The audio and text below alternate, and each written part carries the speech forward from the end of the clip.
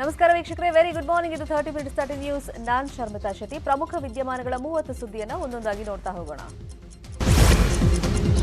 ಕರ್ನಾಟಕ ಮತ್ತು ಮಹಾರಾಷ್ಟ್ರ ನಡುವಿನ ಗಡಿ ಗಲಾಟೆಗೆ ಕೇಂದ್ರ ಸರ್ಕಾರ ಮಧ್ಯಪ್ರವೇಶವನ್ನ ಮಾಡಿದೆ. ಗಡಿ ವಿವಾದದ ಇತ್ಯರ್ಥಕ್ಕೆ ಸಂಬಂಧಪಟ್ಟಂತೆ ನಿನ್ನೆ ದೆಹಲಿಯಲ್ಲಿ ಕೇಂದ್ರ ಗೃಹ ಸಚಿವ ಅಮಿತ್ ಶಾ ನೇತೃತ್ವದಲ್ಲಿ ಮಹತ್ವದ ಸಭೆ ನಡೆಯಿತು. ಸಭೆಯಲ್ಲಿ ಕರ್ನಾಟಕದ ಸಿಎಂ ಬೊಮ್ಮಾಯಿ, ಗೃಹ ಸಚಿವ ಆರ್ಗ ಜ್ಞಾನೇಂದ್ರ ಹಾಗೂ ಮಹಾರಾಷ್ಟ್ರದ ಸಿಎಂ ಏಕನಾಥ್ ಶಿಂದೆ, ಡಿಸಿಎಂ ದೇವೇಂದ್ರ ಫಡ್ನವೀಸ್ ಪಾಲ್ಗೊಂಡಿದ್ದರು. ಸಣ್ಣ ಪುಟ್ಟ ಸಮಸ್ಯೆಗಳನ್ನು ತಟಸ್ಥ ಸಮಿತಿಯಲ್ಲಿ ಚರ್ಚಿಸಿ ಸರಿ ಮಾಡಿಕೊಳ್ಳುವುದಕ್ಕೆ ಅಮಿತ್ ಶಾ ಸೂಚನೆಯನ್ನ ಕೊಟ್ಟಿದ್ದಾರೆ. ಅಲ್ಲದೆ ಸುಪ್ರೀಂ ಕೋರ್ಟ್ ನಿರ್ಣಯ ಹೊರಬರುವವರೆಗೆ ಯಾವುದೇ ರಾಜ್ಯದ ಬಗ್ಗೆ ಒಬ್ಬರ ಮೇಲೊಬ್ಬರು ಆರೋಪವನ್ನ ಮಾಡಬಾರದು ಅಂತ ಹೇಳಿದ್ದಾರೆ.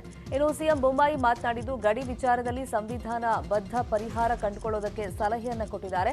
ಎರಡೂ ರಾಜ್ಯಗಳಲ್ಲಿ ಕಾನೂನು ಸುವ್ಯವಸ್ಥೆ ಕಾಪಾಡಲು ಅಧಿಕಾರಿಗಳನ್ನು ನೇಮಿಸಲು ಒಪ್ಪಿದ್ದಾರೆ ಅಂತ ಹೇಳಿದ್ದಾರೆ.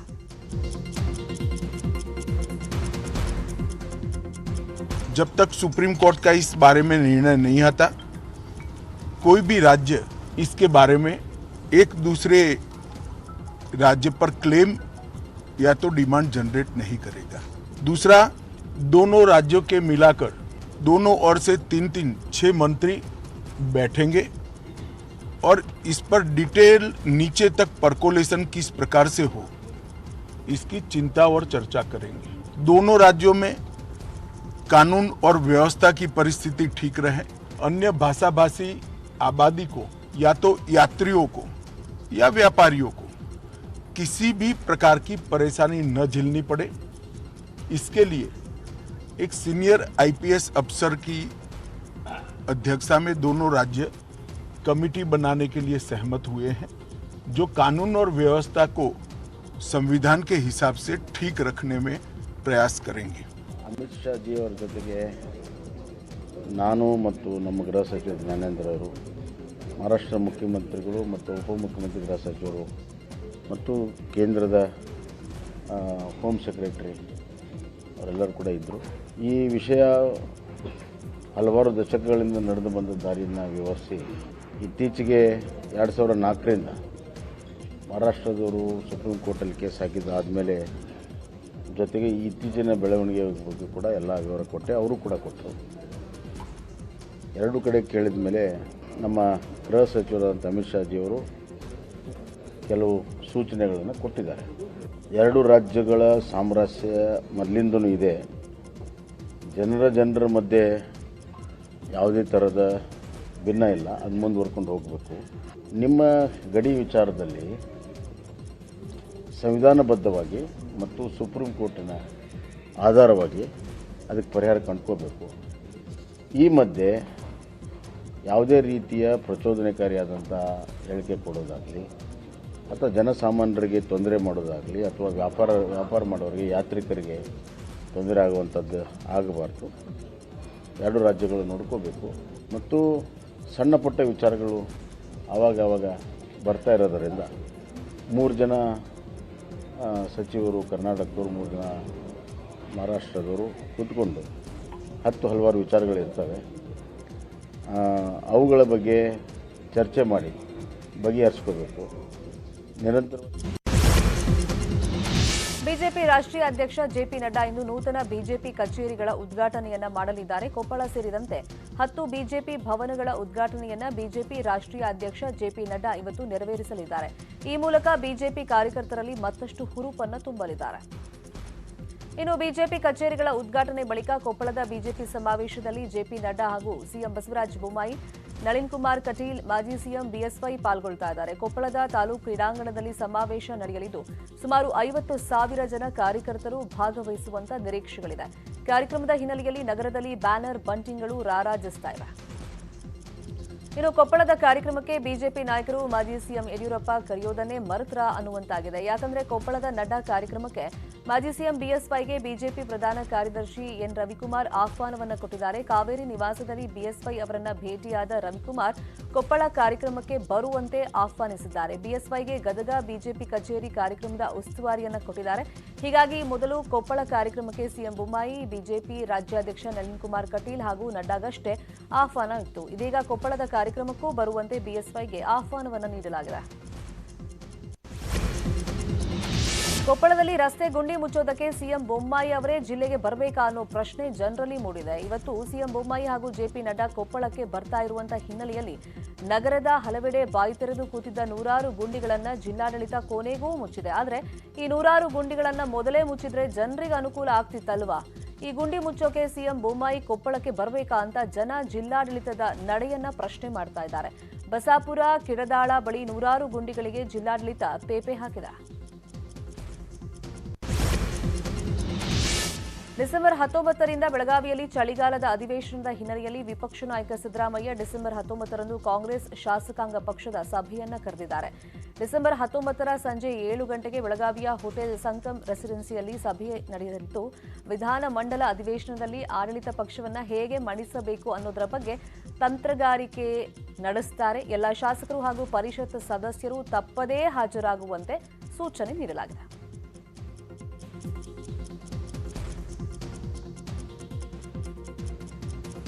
ಇನ್ನು ಬಾಗಲಕೋಟೆಯಲ್ಲಿ ಮಾತನಾಡಿರುವಂತಹ ಸಿದ್ದರಾಮಯ್ಯ ಡಿಸೆಂಬರ್ 30ರಂದು ಅಪ್ಪರ್ ಕೃಷ್ಣ ಬಗ್ಗೆ ದೊಡ್ಡ ಸಮಾವೇಶ ವಿಜಯಪುರದಲ್ಲಿ ನಡೆಯಲಿದೆ. ಹುಬ್ಬಳ್ಳಿಯಲ್ಲಿ ಮಹದಾಯಿ ವಿಚಾರಕ್ಕೆ ಸಂಬಂಧಪಟ್ಟಂತೆ ಜನವರಿ 2ರಂದು ದೊಡ್ಡ ಸಮಾವೇಶ ನಡೆಯಲಿದೆ. ಜನವರಿ 9ರಿಂದ ರಾಜ್ಯದ ಎಲ್ಲಾ ಜಿಲ್ಲಾ ಕೇಂದ್ರಗಳಿಗೆ ಜಂಟಿಯಾಗಿ ಪ್ರವಾಸವನ್ನ ಮಾಡ್ತೀವಿ ಅಂತ ಹೇಳಿದರು.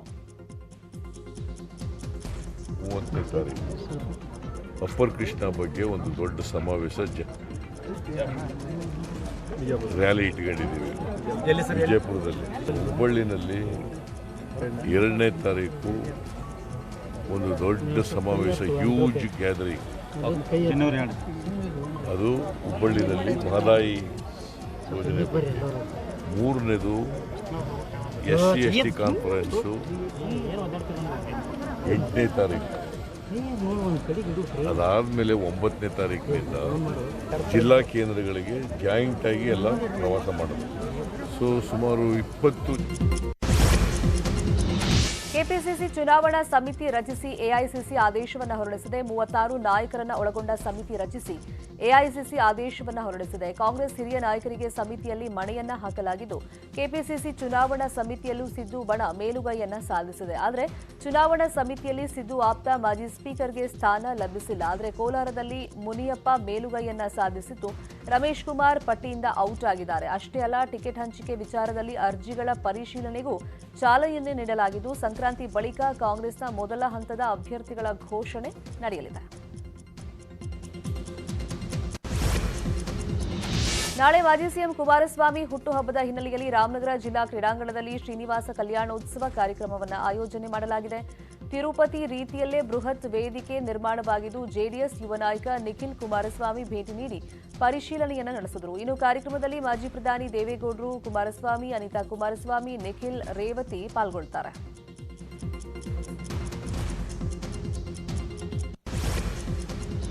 ರೋಹಿಣಿ ಸಿಂಧೂರಿಗೆ ಮತ್ತೊಂದು ಸಂಕಷ್ಟ ಎದುರಾಗಿದೆ. ಮೈಸೂರು ಎಟಿಐ ಪೀಠೋಪಕರಣಗಳನ್ನು ಹೊತ್ತೊಯ್ದ ಕೇಸ್ ಬಗ್ಗೆ ದೂರು ದಾಖಲಿಸಿ ಲೋಕಾಯುಕ್ತಕ್ಕೆ ವರ್ಗಾಯಿಸಲು ಸದನ ಸಮಿತಿ ನಿರ್ಧರಿಸಿದೆ. ಶಾಸಕ ಸಾರಾ ಮಹೇಶ್ ಅಧ್ಯಕ್ಷರಾಗಿರುವಂತಹ ಕಾಗದ ಪತ್ರಗಳ ಸದನ ಸಮಿತಿ ಈ ನಿರ್ಧಾರವನ್ನು ಕೈಗೊಂಡಿದ್ದು, ಈಗಾಗಲೇ ಎಟಿಐ ಜಂಟಿ ಕಾರ್ಯದರ್ಶಿ 6 ಬಾರಿ ನೋಟಿಸ್ ನೀಡಿದರೂ ರೋಹಿಣಿ ಸಿಂಧೂರಿ ಉತ್ತರವನ್ನ ಕೊಟ್ಟಿಲ್ಲ. ಆದ್ದರಿಂದ ಪೊಲೀಸರಿಗೆ ದೂರು ನೀಡಿ ಬಳಿಕ ಲೋಕಾಯುಕ್ತ ತನಿಖೆಗೆ ನೀಡಲು ನಿರ್ಧರಿಸಲಾಗಿದೆ. ಕೊಪ್ಪಳ ಜಿಲ್ಲೆಯ ಕಾರಟಗಿಯಲ್ಲಿ ಬಲವಂತವಾಗಿ ಮತಾಂತರಗೊಂಡಿದ್ದ ಪ್ರಕರಣಕ್ಕೆ ಟ್ವಿಸ್ಟ್ ಸಿಕ್ಕಿದೆ. ಮತಾಂತರಗೊಂಡಿದ್ದ ಶಂಕರ್ ಅನ್ನೋರ ಕುಟುಂಬ ಮತ್ತೆ ಹಿಂದೂ ಧರ್ಮಕ್ಕೆ ವಾಪಸ್ ಆಗಿದ್ದಾರೆ. ಕಾರಟಗಿಯ ರಾಮನಗರದಲ್ಲಿರುವಂತಹ ಚಾಮುಂಡೇಶ್ವರಿ ದೇವಸ್ಥಾನದಲ್ಲಿ ಹಿಂದೂ ಜಾಗರಣ ವೇದಿಕೆ ಕಾರ್ಯಕರ್ತರ ನೇತೃತ್ವದಲ್ಲಿ ಶಂಕರ್ ಕುಟುಂಬ ಹಿಂದೂ ಧರ್ಮಕ್ಕೆ ವಾಪಸ್ ಆಗಿದೆ. ಟ್ರ್ಯಾಕ್ಟರ್ಗೆ ಡಿಕ್ಕಿ ಹೊಡೆದು ವಿದ್ಯುತ್ ಕಂಬಕ್ಕೆ ಬಿಎಂಟಿಸಿ ಬಸ್ ಗುದ್ದಿದೆ. ಈ ಘಟನೆ ಎದುರು ರಾಷ್ಟ್ರೀಯ ಹೆದ್ದಾರಿ 67ರಲ್ಲಿ ನಡೆದಿದೆ. ಜಕ್ಕಹಳ್ಳಿ ಗ್ರಾಮದ ಚಂದ್ರು ಹಾಗೂ ಲಕ್ಕೂರು ಗ್ರಾಮದ ಅನಿಲ್ ಮೃತಪಟ್ಟಿರುವಂತಹ ದುರ್ದೈವಿಗಳು. ಬೈಕ್ನಲ್ಲಿದ್ದ ಗುಂಡ್ಲುಪೇಟೆಯ ವೇಣು ಎಂಬಾತನಿಗೆ ತೀವ್ರ ಗಾಯಗಳಾಗಿದ್ದು ಮೈಸೂರಿನ ಆಸ್ಪತ್ರೆಗೆ ರವಾನಿಸಲಾಗಿದೆ. ಅತಿ ವೇಗವೇ ಅಪಘಾತಕ್ಕೆ ಕಾರಣ ಅಂತ ಹೇಳಲಾಗ್ತಾ ಇದೆ.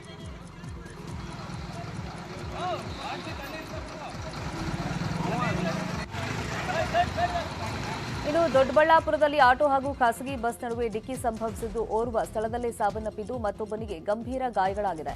ದೊಡ್ಡಬಳ್ಳಾಪುರದ ಬ್ಯಾಂಕ್ ಸರ್ಕಲ್ ಬಳಿ ಘಟನೆ ನಡೆದಿದೆ.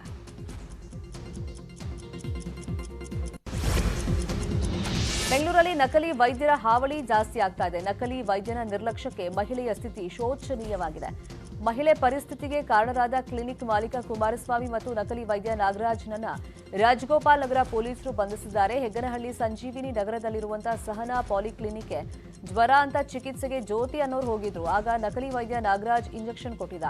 ಒಂದೇ ಜಾಗಕ್ಕೆ 2 ಬಾರಿ ಇಂಜೆಕ್ಷನ್ ಚುಚ್ಚಿಬಿಟ್ಟಿದ್ದಾನೆ. ನಂತರ ಇಂಜೆಕ್ಷನ್ ಕೊಟ್ಟ ಜಾಗ ಸಂಪೂರ್ಣ ಕಪ್ಪಾಗೋದಕ್ಕೆ ಶುರುವಾಗ್ಬಿಡ್ತು. ಹೀಗಾಗಿದೆ ಅಂತ ಮತ್ತೆ ಕ್ಲಿನಿಕ್ಗೆ ಜ್ಯೋತಿ ಹೋಗಿದ್ದಾರೆ. ಆಗ ನಕಲಿ ವೈದ್ಯ ಕ್ರೀಮ್ ಒಂದನ್ನ ಕೊಟ್ಟು ಕಳಿಸಿದ್ದಾನೆ. ಆದರೆ ಅದು ಕಡಿಮೆಯಾಗದೆ ಸಂಪೂರ್ಣ ಕೊಳೆಯೋಕೆ ಶುರುವಾಗಿತ್ತು. ನಂತರ ಬೇರೊಂದು ಆಸ್ಪತ್ರೆಗೆ ಹೋದಾಗ ಶಸ್ತ್ರಚಿಕಿತ್ಸೆ ಮಾಡಿದ್ದಾರೆ. ಸದ್ಯ ಮಹಿಳೆ ದೂರಿನ ಆಧಾರದ ಮೇರೆಗೆ ಪೊಲೀಸರು ಇಬ್ಬರನ್ನ ಬಂಧಿಸಿದ್ದಾರೆ. ಮ್ಯಾಂದೋ ಸೈಕ್ಲೋನ್ನಿಂದಾಗಿ ರಾಜ್ಯಾದ್ಯಂತ ಹಲವೆಡೆ ಭಾರೀ ಮಳೆಯಾಗ್ತಾ ಇದೆ. ಮಳೆಯಿಂದಾಗಿ ರೈತರ ಅಪಾರ ಬೆಳೆ ಹಾನಿಯಾಗಿದ್ದು ರೈತರು ಕಂಗಾಲಾಗಿದ್ದಾರೆ. ಕೋಲಾರ ತಾಲೂಕಿನ ಶಿಲ್ಲೆಂಗೆರೆ ಗ್ರಾಮದ ದೊಡ್ಡಕೆರೆ ತುಂಬಿ ರೈತರ ತೋಟಗಳಿಗೆ ನೀರು ನುಗ್ಗಿದ್ದು 4 ಎಕರೆ ಸೌತೆಕಾಯಿ ನಾಶ ಆಗಿದೆ. ರೈತ ಭರತ್ ಅನ್ನೋರ 4 ಎಕರೆ ಸೌತೆಕಾಯಿ ಬೆಳೆ ನೀರ್ಪಾಲಾಗಿದ್ದು ಸುಮಾರು 5 ಲಕ್ಷ ಮೌಲ್ಯದ ಬೆಳೆ ಹಾನಿಯಾಗಿದ್ದು ಸೂಕ್ತ ಪರಿಹಾರ ನೀಡುವಂತೆ ಸರ್ಕಾರಕ್ಕೆ ಆಗ್ರಹವನ್ನು ಮಾಡಿದ್ದಾರೆ. ಕಳೆದ ಬಾರಿ ಕೂಡ ಟೊಮೆಟೊ ಲಾಸ್ ಆಗಿತ್ತು. ಆಗಲೂ ಅಧಿಕಾರಿಗೆ ಬಂದರೂ ನೋಡ್ಕೊಂಡು ಹೋದ್ರು ಅಷ್ಟೇ. ಕೇವಲ ಭರವಸೆಯನ್ನು ಕೊಟ್ಟರೆ ಹೊರತು ರಾಜಕಾಲವನ್ನು ಉತ್ತರ ತಿರುಗೊಳಿಸಲಿಲ್ಲ. ಇದುವರೆಗೂ ಮತ್ತೆ ಬೆಳೆ ಲಾಸ್ ಆಗ್ತಾ ಇದೆ. ಪ್ರತಿ ಸಾರಿ ಕೋಡಿ ಅವ್ರದ್ದಾಗಲೂ ಇದೇ ಸಮಸ್ಯೆ ಇದಾಗ್ತಾ ಇದೆ ಸರ್. ಲಕ್ಷಾಂತರ ರೂಪಾಯಿ ಲಾಸ್ ಆಗ್ತಾ ಇದೆ ನಮಗೆ. ಈಗಾಗಲೇ ಬೆಳೆಗಳಿಗೆ ರೇಟ್ ಇಲ್ಲ ಒಂದು ಕಡೆ, ಮತ್ತೊಂದು ಕಡೆ ರೋಗಗಳ ಬಾಧೆ. ಆದರೂ ಬೆಳೆಗೆ ಕಷ್ಟಪಟ್ಟು ಬೆಳೆದ್ರೆ ಈ ಥರ ಸಮಸ್ಯೆ ಆಗ್ತಾ ಇದೆ. ಅಧಿಕಾರಿಗಳು ನಮ್ಗೆ ಸ್ಪಂದಿಸ್ತಾ ಇಲ್ಲ ಸರ್, ಯಾವುದೇ ಅಧಿಕಾರಿಗಳು. ಬಂಗಾಳ ಕೊಲ್ಲಿಯಲ್ಲಿ ವಾಯುಭಾರ ಕುಸಿತ ಹಿನ್ನೆಲೆಯಲ್ಲಿ ಕರ್ನಾಟಕದಲ್ಲಿ ಕಳೆದ 1 ವಾರದಿಂದ ಮೋಡ ಕವಿದ ವಾತಾವರಣ, ತುಂತುರು ಮಳೆ, ವಿಪರೀತ ಚಳಿ ಇದೆ. ಇದರಿಂದ ಜನ ತಲ್ಲಣಗೊಂಡಿದ್ದಾರೆ. ಇದರ ಮಧ್ಯೆ ರಾಜ್ಯದಲ್ಲಿ ಇನ್ನೂ 5 ದಿನಗಳ ಕಾಲ ಇದೇ ಪರಿಸ್ಥಿತಿ ಮುಂದುವರಿಯಲಿದ್ದು ಚಳಿ, ಗಾಳಿ, ಮಳೆಯಾಗಲಿದೆ ಅಂತ ಹವಾಮಾನ ಇಲಾಖೆ ಮಾಹಿತಿಯನ್ನು ಕೊಟ್ಟಿದೆ. ಬೆಂಗಳೂರಿನ ಸುತ್ತಮುತ್ತಲೂ ಗುಡುಗು ಸಹಿತ ಮಳೆಯಾಗುವಂತ ಸಾಧ್ಯತೆ ಇದೆ. ಕರಾವಳಿ ಭಾಗದ ಹಲವೆಡೆ ಮಳೆಯಾಗುವಂತ ಸಾಧ್ಯತೆ ಇದೆ ಅಂತ ಹವಾಮಾನ ಇಲಾಖೆ ಮಾಹಿತಿಯನ್ನು ಕೊಟ್ಟಿದೆ. ಇನ್ನು ತಮಿಳುನಾಡಲ್ಲೂ ಎಡೆಬಿಡದೆ ಮಳೆ ಸುರಿತಾ ಇದ್ದು ಹಲವು ಜಿಲ್ಲೆಗಳ ಶಾಲಾ ಕಾಲೇಜುಗಳಿಗೆ ರಜೆ ಘೋಷಣೆಯಾಗಿದೆ. ಮದುವೆಯಾದ 3 ತಿಂಗಳಿಗೆ ಪತ್ನಿಯ ಕಾಟ ತಾಳೋಕಾಗದೆ ಪತಿ ಆತ್ಮಹತ್ಯೆಗೆ ಶರಣಾಗಿರುವಂತ ಘಟನೆ ಬೆಂಗಳೂರಲ್ಲಿ ನಡೆದಿದೆ. ಬೆಂಗಳೂರಿನ ಎಂವಿ ಲೇಔಟ್ನಲ್ಲಿ ಉಲ್ಲಾಳದಲ್ಲಿ ಈ ಘಟನೆ ನಡೆದಿದ್ದು ರಾಮನಗರ ಮೂಲದ ಮಹೇಶ್ವರ್ ಆತ್ಮಹತ್ಯೆಗೆ ಶರಣಾದಂತ ನತದೃಷ್ಟ. ವಿನಾಕಾರಣ ಪತಿ ಮಹೇಶ್ವರ್ ಜೊತೆಗೆ ಗಲಾಟೆ ಮಾಡ್ತಾ ಇದ್ದ ಪತ್ನಿ ಕವನ ಹಿರಿಯರಿಗೆ ಗೌರವ ಕೊಡದೆ ಅವಮಾನ ಮಾಡ್ತಿದ್ಲು ಅಂತ ಹೇಳಲಾಗ್ತಾ ಇದೆ. ಹೋದ ತಿಂಗಳು 17ನೇ ತಾರೀಕು ನಮ್ಮ ಮನೆಗೆ ಬಂದು ಗುರುವಾರ ಬಂದಿದ್ದಾರೆ. ಸಾಯಂಕಾಲ 7 ಗಂಟೆಗೆ ಬಂದಿದ್ದವರು ಅಷ್ಟೇ. ನಮಗೆ ನಮ್ಮ ಮನೆಗಿದ್ದು ನಾವು ಊರಿಗೆ ಹೋಗಿದ್ವಿ. ಶನಿವಾರ ಈ ಥರ ಮನೇಲೇ ಇದ್ರು ಅವರು. ಅದು ಏನಾಯ್ತೋ ನಮ್ಗೆ ಗೊತ್ತಿಲ್ಲ. ಅಂದರೆ ಫ್ಯಾನಲ್ಲಿ ನೆತಾಡ್ತಾ ಇದ್ದಾರೆ. ಆಮೇಲೆ ಆ ಹುಡುಗಿ ಹೋಗಿ ಅಕ್ಕಪಕ್ಕ ಕರೆದವಳೆ. ಈ ಥರ ನಮ್ಮ ಮನೆಯವರು ಇದು ಮಾಡ್ಕೊಂಡವ್ರೆ, ನಿಮ್ಮೆಲ್ಲ ಗಂಡಸರಿದ್ರೆ ಇದಾರಾದ್ರು ಕರೆದವಳೆ. ಅವ್ರು ನಮ್ಮ ಮನೇಲಿ ಯಾರು ಗಂಡಸಿಲ್ಲ, ಏನು ನಿಮ್ಮ ವಿಷಯ ಹೇಳು ಅಂತ ಅವ್ರು ಕೇಳವ್ರೆ ಅಷ್ಟೇ. ಸರಿ, ಅವರೆಲ್ಲ ಓಡಿ ಬಂದು ಕಾಪಾಡೋದು ಬಂದರು. ಅಂದ್ರೆ ಅಷ್ಟೇ ಒಂದು ಸತ್ತೋಗಿದ್ದಾನೆ ಅಷ್ಟೇ ನಮ್ಗೆ ಗೊತ್ತಿರೋದು. ಇಲ್ಲಿಂದ ಮೈಸೂರಿಗೆ ವಾರ ಹೋಗ್ತಾ ಇದ್ವಿ. ನಮ್ಮ ಹೆಂಡತಿ ಅಲ್ಲಿದ್ದಾಳೆ, ಲವ್ ಮ್ಯಾರೇಜು. ನನಗೆ ಸರಿ ಇಲ್ಲಿ ಬಂದು ವಾರ ಹೋಗೋಕ್ಕಾಗಲ್ಲ, ಅದಕ್ಕೆ ಇಲ್ಲಿ ಮನೆ ಮಾಡ್ತಾ ಇದ್ವಿ. ಇಲ್ಲಿ ಮುದ್ದಿನ ಫಲ ನಂಗೆ ಆಫೀಸು ಅಂತ ಅಂದ ಅಷ್ಟೇ ನಮ್ಗೆ ಗೊತ್ತಿದ್ದು. ಬ್ಯಾಂಕಲ್ಲಿ ಕೆಲಸ ಅಂತಂದ ಅಷ್ಟೇ ನಮಗೆ. ಕ್ಯಾಲಾಟಿ ಅಂತೂ ಉಳಿದಿರುವಂತಹ ಪ್ರಮುಖ ಸುದ್ದಿ ನೋಡೋಣ ಬ್ರೇಕ್ ಆದ್ಮೇಲೆ. ಕೋಲಾರ ನಗರದಲ್ಲಿ ಹದಗೆಟ್ಟ ರಸ್ತೆಗಳನ್ನು ಸರಿಪಡಿಸುವಂತೆ ಆಗ್ರಹಿಸಿ ಇದೇ ಡಿಸೆಂಬರ್ 16ರಂದು ವಿವಿಧ ಪ್ರಗತಿಪರ ಸಂಘಟನೆಗಳು ಬಂದ್ಗೆ ಕರೆಯನ್ನ ನೀಡಿವೆ. ಬಂದ್ಗೆ ಬೆಂಬಲ ನೀಡುವಂತೆ ಪ್ರಗತಿಪರ ಸಂಘಟನೆಗಳ ಅಧ್ಯಕ್ಷ ಹೊಳಲಿ ಪ್ರಕಾಶ್ ನೇತೃತ್ವದಲ್ಲಿ ಬೈಕ್ ರ್ಯಾಲಿಯನ್ನು ನಡೆಸಲಾಯಿತು. ಜಿಲ್ಲಾಡಳಿತದ ನಿರ್ಲಕ್ಷ್ಯದಿಂದ ನಗರದಲ್ಲಿ ರಸ್ತೆಗಳು ಹದಗೆಟ್ಟು ಹೋಗಿವೆ, ವಿದ್ಯುತ್ ದೀಪಗಳಿಲ್ಲದೆ ಸಂಚರಿಸುವಂತಾಗಿದೆ ಅಂತ ಜನ ಆಕ್ರೋಶವನ್ನು ವ್ಯಕ್ತಪಡಿಸಿದ್ದಾರೆ. ತಮಿಳುನಾಡಿನ ದೇಗುಲಗಳಲ್ಲಿ ಮೊಬೈಲ್ ಬ್ಯಾನ್ ಆದ ಬೆನ್ನಲ್ಲೇ ಈಗ ಕರ್ನಾಟಕದ ದೇವಸ್ಥಾನಗಳಲ್ಲಿ ಕೂಡ ಮೊಬೈಲ್ ಬ್ಯಾನ್ ಬಗ್ಗೆ ಸದ್ದು ಹೆಚ್ಚಾಗಿದೆ. ಮುಜರಾಯಿ ಇಲಾಖೆಗೆ ಹಿಂದೂ ದೇಗುಲದ ಅರ್ಚಕರ ಸಂಘದಿಂದ ಪತ್ರ ಬರೆಯಲು ನಿರ್ಧಾರವನ್ನು ಮಾಡಲಾಗಿದೆ. ಅರ್ಚಕರ ಒಕ್ಕೂಟ ಸರ್ಕಾರಕ್ಕೆ ಮುಜರಾಯಿ ಇಲಾಖೆಗೆ ಮನವಿ ನೀಡಲು ಮುಂದಾಗಿವೆ. ಕರ್ನಾಟಕದ ಮುಜರಾಯಿ ದೇಗುಲಗಳಲ್ಲಿ ಮೊಬೈಲ್ ಬ್ಯಾನ್ ಮಾಡಬೇಕು. ಸದ್ಯ ದೇವಸ್ಥಾನಗಳಲ್ಲಿ ಅರ್ಚಕರ ಮೊಬೈಲ್ ಬಳಕೆಯನ್ನ ಮಾತ್ರ ಬ್ಯಾನ್ ಮಾಡಲಾಗಿದೆ ಅಂತ ಹೇಳಿದ್ದಾರೆ. ಈಗ ನಮ್ಮ ಬೇಡಿಕೆ ಏನು ಅಂದರೆ ಹಲವಾರು ಬೇಡಿಕೆಗಳಿದೆ. ಅದರಲ್ಲಿ ಪ್ರಮುಖವಾದ್ದು ಮೊಬೈಲ್ ಒಂದು ಬೇಡಿಕೆ ಇಟ್ಟಿದ್ದೀರಾ ಸರ್ಕಾರದಲ್ಲಿ. ಹಿಂದೆ ನಾವು 2007ನಲ್ಲಿ ಮೊಬೈಲ್ ಬಗ್ಗೆ ಆಗ್ತಾರ ಅನಾಹುತಗಳ ಬಗ್ಗೆ ಕೊಟ್ಟಾಗ ನಾವು ಸರ್ಕಾರಕ್ಕೆ ಲೆಟರ್ ಕೊಟ್ಟಾಗ ಅವರು ಲೆಟರ್ ಒಂದು ಸರ್ಕಾರದ ಒಂದು ಮನವಿ ಮಾಡಿದ್ದಾರೆ. ಅರ್ಚಕರು ಮಂತ್ರಪುಷ್ಪ ಹೇಳೋರು ಯಾರು ಮೊಬೈಲ್ ಉಪಯೋಗಿಸಬಾರ್ದು ಅಂತ ಹೇಳಿದ್ರು. ಆವಾಗ ನಾವು ಸುಮ್ಮನೆ ಆಗ್ಬಿಟ್ರಿ. ಈಗ ಇತ್ತೀಚೆಗೆ ಏನಾಗ್ತಾ ಇದೆ, ಪ್ರತಿಯೊಬ್ಬರು ದೇವಸ್ಥಾನಕ್ಕೆ ಮೊಬೈಲ್ ತೊಗೊಂಡ್ಬರ್ತಾರೆ. ಇನ್ನೊಬ್ರು ಪ್ರೇಯರ್ ಮಾಡ್ತಾ ಇರ್ತಾರೆ, ಇನ್ನೊಬ್ರು ಬಂದು ನಮ್ಗೆ ತೊಂದರೆ ಆಗುತ್ತೆ, ದಯವಿಟ್ಟು ಮೊಬೈಲ್ ತರಬೇಡಿ ಅಂತ ಹೇಳ್ತಾರೆ. ಆಮೇಲೆ ನಾವು ಭಕ್ತರಿಗೆ ಸಂಕಲ್ಪ ಮಾಡಿ ಅಷ್ಟೋತ್ತರ ಮಾಡ್ತಾ ಇರ್ತೀರಿ, ಬಂದವರೆಲ್ಲ ಮೊಬೈಲ್ ಮಾತಾಡ್ತಾ ಇರ್ತಾರೆ. ಅದು ನಮಗೆ ಡಿಸ್ಟರ್ಬ್ ಆಗ್ತಾ ಇದೆ. ನಾವು ಅವ್ರಿಗೆ ಯಾವ ಥರ ಯಾದಗಿರಿ ಜಿಲ್ಲೆಯಲ್ಲಿ ಅಬಕಾರಿ ಇಲಾಖೆ ಅಧಿಕಾರಿಗಳು ಭರ್ಜರಿ ಬೇಟೆಯಾಡಿದ್ದಾರೆ. ಶಹಾಪುರ ನಗರದ ಹಳಿಸಗರ ಬಡಾವಣೆಯ 2 ಮನೆಗಳ ಮೇಲೆ ಅಬಕಾರಿ ಇಲಾಖೆ ಅಧಿಕಾರಿಗಳು ದಾಳಿಯನ್ನ ಮಾಡಿದ್ದು 20 ಲಕ್ಷ ಮೌಲ್ಯದ 180 ಬಾಕ್ಸ್ನಲ್ಲಿದ್ದ ನಕಲಿ ಮದ್ಯವನ್ನ ಜಪ್ತಿ ಮಾಡಿದ್ದಾರೆ. ನಕಲಿ ಮದ್ಯದ ಬಾಟಲ್ಗಳನ್ನ ಹಳ್ಳಿಗಳಿಗೆ ಸಪ್ಲೈ ಮಾಡ್ತಾ ಇದ್ದ ಮರೇಪ ಎಂಬಾತನನ್ನ ಪೊಲೀಸರು ಬಂಧಿಸಿದ್ದಾರೆ.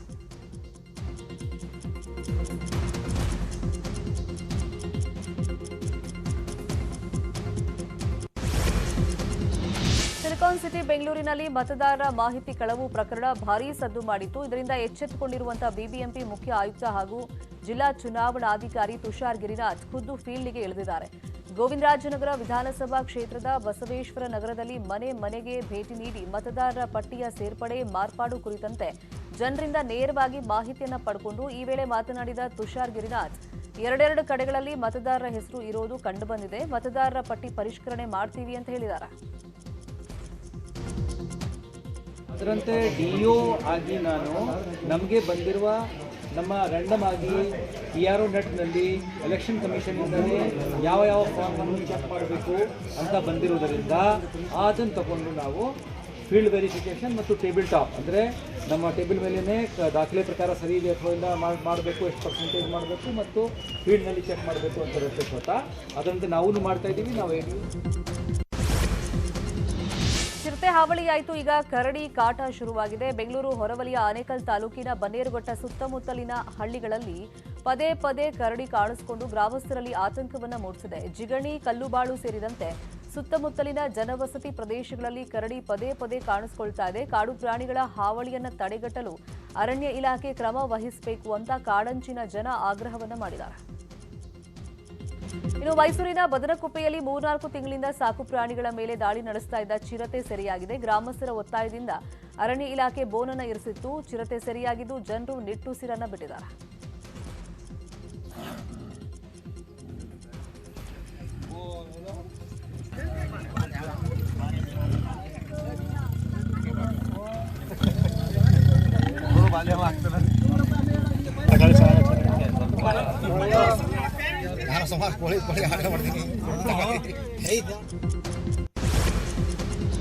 ಪಶ್ಚಿಮ ಬಂಗಾಳದ ನಾರ್ತ್ 24 ಪರಗಣ ಜಿಲ್ಲೆಯಲ್ಲಿ ಭಾರೀ ಅಗ್ನಿ ಅವಘಡ ಸಂಭವಿಸಿದೆ. ಹಬ್ರಾ ಪುರಸಭೆಯ ವಾರ್ಡ್ನ ಕೊಳಗೇರಿ ಪ್ರದೇಶದಲ್ಲಿ 50ಕ್ಕೂ ಹೆಚ್ಚು ಮನೆಗಳಿಗೆ ಬೆಂಕಿ ತಗುಲಿದ್ದು ಮನೆಗಳು ಸುಟ್ಟು ಕರಕಲಾಗಿವೆ. ಇನ್ನು ವಿಷಯ ತಿಳಿದು ಸ್ಥಳಕ್ಕೆ ದೌಡಾಯಿಸಿದ ಅಗ್ನಿಶಾಮಕ ಸಿಬ್ಬಂದಿ ಬೆಂಕಿ ನಂದಿಸಲು ಹರಸಾಹಸ ಪಟ್ಟರು.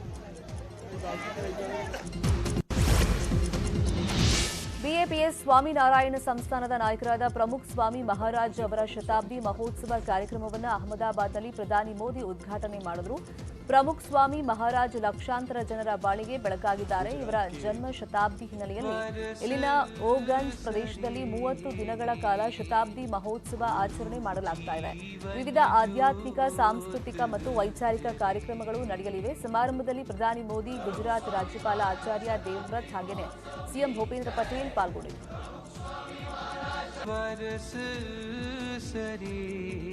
प्रमुख स्वामी महाराज को भावांजलि समर्पित करने के लिए उपस्थित है।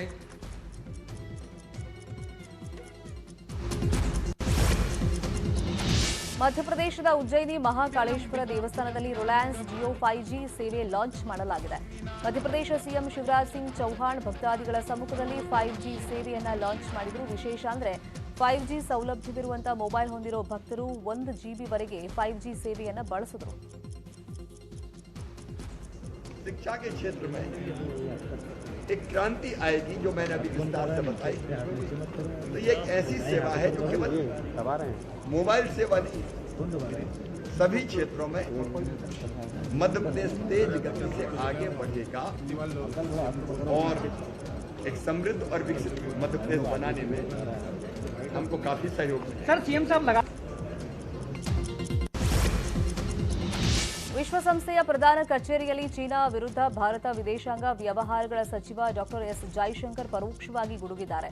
ಎಲ್ಲ ರಾಷ್ಟ್ರಗಳು ಬೇರೆ ರಾಷ್ಟ್ರಗಳ ಹಿತಾಸಕ್ತಿಗಳನ್ನು ಗುರುತಿಸಿ ಅಂತಾರಾಷ್ಟ್ರೀಯ ನೀತಿಗಳನ್ನು ಅನುಸರಿಸುವುದು ಅತ್ಯಂತ ಮುಖ್ಯ ಕೆಲಸ ಅಂತ ಚೀನಾದ ವಿರುದ್ಧ ಎಸ್ ಜೈಶಂಕರ್ ಕಿಡಿಕಾರಿದ್ದಾರೆ.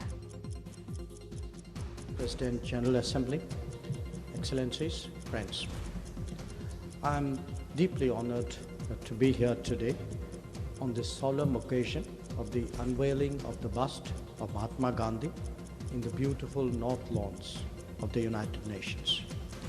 I thank the Secretary General and the President General Assembly for their ಇನ್ನು ವಿಶ್ವಸಂಸ್ಥೆಯ ಪ್ರಧಾನ ಕಚೇರಿಯಲ್ಲಿ ಮಹಾತ್ಮ ಗಾಂಧಿ ಪ್ರತಿಮೆಯನ್ನ ಅನಾವರಣಗೊಳಿಸಲಾಗಿದೆ. ಭಾರತದ ವಿದೇಶಾಂಗ ವ್ಯವಹಾರಗಳ ಸಚಿವ ಡಾಕ್ಟರ್ ಎಸ್ ಜೈಶಂಕರ್ ಮತ್ತು ವಿಶ್ವಸಂಸ್ಥೆಯ ಮಹಾಪ್ರಧಾನ ಕಾರ್ಯದರ್ಶಿ ಆಂಟೋನಿಯೋ ಗುಟೆರಸ್ ಅವರು ಪ್ರತಿಮೆಯನ್ನ ಅನಾವರಣಗೊಳಿಸಿದರು. ಭಾರತ ಬಾಂಗ್ಲಾದೇಶ ನಡುವೆ ಮೊದಲನೇ ಟೆಸ್ಟ್ ಪಂದ್ಯ ನಡೀತಾ ಇದೆ. ಮೊದಲ ದಿನದಾಟದ ಅಂತ್ಯಕ್ಕೆ ಟೀಂ ಇಂಡಿಯಾ 6 ವಿಕೆಟ್ ನಷ್ಟಕ್ಕೆ 278 ರನ್ ಗಳಿಸಿ ಆಟ ಆಡ್ತಾ ಇದೆ. ಟಾಸ್ ಗೆದ್ದ ಭಾರತ ತಂಡದ ನಾಯಕ ಕೆಎಲ್ ರಾಹುಲ್ ಬ್ಯಾಟಿಂಗ್ ಆಯ್ಕೆ ಮಾಡಿಕೊಂಡ್ರು. ಆದರೆ ಭಾರತ ತಂಡ ಆರಂಭದಲ್ಲೇ ವಿಕೆಟ್ ಅನ್ನು ಕಳ್ಕೊಳ್ತು. ರಾಹುಲ್ 22 ರನ್, ಶುಭ್ಮನ್ ಗಿಲ್ 20 ರನ್ ಮತ್ತು ವಿರಾಟ್ ಕೊಹ್ಲಿ 1 ರನ್ಗೆ ಪೆವಿಲಿಯನ್ ಸೇರ್ಕೊಂಡ್ರು. ಚೇತೇಶ್ವರ್ ಹಾಗೂ ಅಯ್ಯರ್ ಶತಕದ ಜೊತೆಯಾಟದಿಂದ ಟೀಂ ಇಂಡಿಯಾ ಸಂಕಷ್ಟದಿಂದ ಪಾರಾಗಿದೆ. ಸದ್ಯ ಅಯ್ಯರ್ ಅಜೇಯ 82 ರನ್ ಗಳಿಸಿ ಕ್ರೀಸ್ನಲ್ಲಿದ್ದಾರೆ. ಫಿಫಾ ವರ್ಲ್ಡ್ ಕಪ್ ಇನ್ನೇನು ಫೈನಲ್ ಹಂತ ತಲುಪಿದೆ. ಇದರ ಹೀಟ್ ಈಗ ಬೆಂಗಳೂರು ಹುಡುಗರಿಗೂ ತಾಗಿದ್ದು, ನಗರದ ಫ್ರೇಜರ್ ಟೌನ್ನಲ್ಲಿ ಫಿಫಾ ವರ್ಲ್ಡ್ ಕಪ್ ಮಾದರಿಯಲ್ಲೇ ಫುಟ್ಬಾಲ್ ಟೂರ್ನಮೆಂಟ್ ಆಯೋಜನೆ ಮಾಡಲಾಗಿತ್ತು. ಫಿಫಾ ವರ್ಲ್ಡ್ ಕಪ್ನಲ್ಲಿ ನಡೆಯಲಾಗುವಂತಹ ಕಪ್ ಮಾದರಿಯಲ್ಲೇ ಇಲ್ಲೂ ಕಪ್ ಇಡಲಾಗಿದ್ದು, ಬ್ರೆಜಿಲ್ ಹಾಗೂ ಅರ್ಜೆಂಟೀನಾ ಜೆರ್ಸಿಯಲ್ಲಿ ಫುಟ್ಬಾಲ್ ಪ್ರಿಯರು ಆಟ ಆಡಿ ಫಿಫಾ ವರ್ಲ್ಡ್ ಕಪ್ ಹುಡುಗಲಿ ತೇಲಾಡಿದರು. ಫ್ರೇಜರ್ ಟೌನ್ನ ಜಿಎಫ್ಸಿ ಎಂಬ ಫುಟ್ಬಾಲ್ ಕ್ಲಬ್ ಇದಕ್ಕೆ ಚುಕ್ಕಾಣಿ ಹಿಡಿದು ಫಿಫಾ ಕ್ರೇಜ್ ಹೆಚ್ಚು ಮಾಡಿದೆ.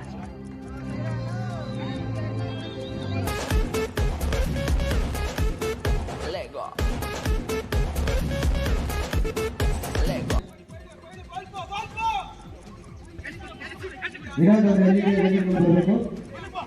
ಸ್ವಲ್ಪ ಟೈಸ್ಟ್ ಕೊಡ್ತೀರಾ? Good ball control by Argentina, team Argentina.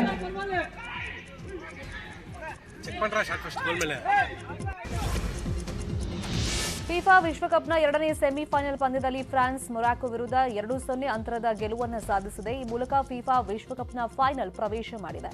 ಈಗಾಗಲೇ ಅರ್ಜೆಂಟೀನಾ ಫೈನಲ್ ಪ್ರವೇಶ ಮಾಡಿದ್ದು, ಫಿಫಾ ವಿಶ್ವಕಪ್ಗಾಗಿ ಅರ್ಜೆಂಟೀನಾ ಹಾಗೂ ಫ್ರಾನ್ಸ್ ನಡುವೆ ಕಾದಾಟ ನಡೆಯಲಿದೆ. ಅಪ್ಪನಂತೆಯೇ ಚೊಚ್ಚಲ ರಣಜಿ ಪಂದ್ಯದಲ್ಲಿ ಅರ್ಜುನ್ ತೆಂಡೂಲ್ಕರ್ ಶತಕ ಸಿಡಿಸಿ ಮಿಂಚಿದ್ದಾರೆ. ಸಚಿನ್ ತೆಂಡೂಲ್ಕರ್ 1988ರಲ್ಲಿ ತಮ್ಮ ಚೊಚ್ಚಲ ರಣಜಿ ಪಂದ್ಯದಲ್ಲಿ ಶತಕವನ್ನು ಸಿಡಿಸಿದರು. ಸಚಿನ್ ಅವರ ಪುತ್ರ ಅರ್ಜುನ್ ತೆಂಡೂಲ್ಕರ್ ತಮ್ಮ ಚೊಚ್ಚಲ ರಣಜಿ ಪಂದ್ಯದಲ್ಲಿ ಶತಕ ಸಿಡಿಸಿ ಅಬ್ಬರಿಸಿದ್ದಾರೆ. ಈ ಮೂಲಕ ಸಚಿನ್ ದಾಖಲೆಯನ್ನ ಅರ್ಜುನ್ ತೆಂಡೂಲ್ಕರ್ ಸರಿಗಟ್ಟಿದ್ದಾರೆ.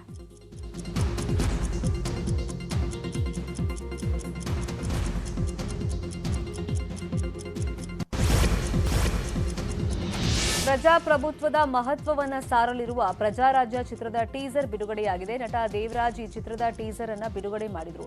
ದೇವರಾಜ್ ಚಿತ್ರದ ಮುಖ್ಯ ಪಾತ್ರದಲ್ಲೂ ಅಭಿನಯಿಸಿದ್ದು, ರಾಜಕಾರಣಿಯಾಗಿ ದೇವರಾಜ್ ಬಣ್ಣವನ್ನು ಹಚ್ಚಿದ್ದಾರೆ. ಇನ್ನು ಚಿತ್ರವನ್ನ ವಿಜಯ್ ಭಾರ್ಗವ್ ನಿರ್ದೇಶನ ಮಾಡೋದರ ಜೊತೆಗೆ ಲೀಡ್ ರೋಲ್ನಲ್ಲಿ ಕಾಣಿಸಿದ್ದಾರೆ. ಇವಿಷ್ಟು ಸದ್ಯದ ನ್ಯೂಸ್ ಅಪ್ಡೇಟ್ಸ್. ನೋಡ್ತಾ ಇರಿ ನ್ಯೂಸ್ 18 ಕನ್ನಡ. ಜಾಲ ನಮ್ಮದು, ಬಲ ನಿಮ್ಮದು.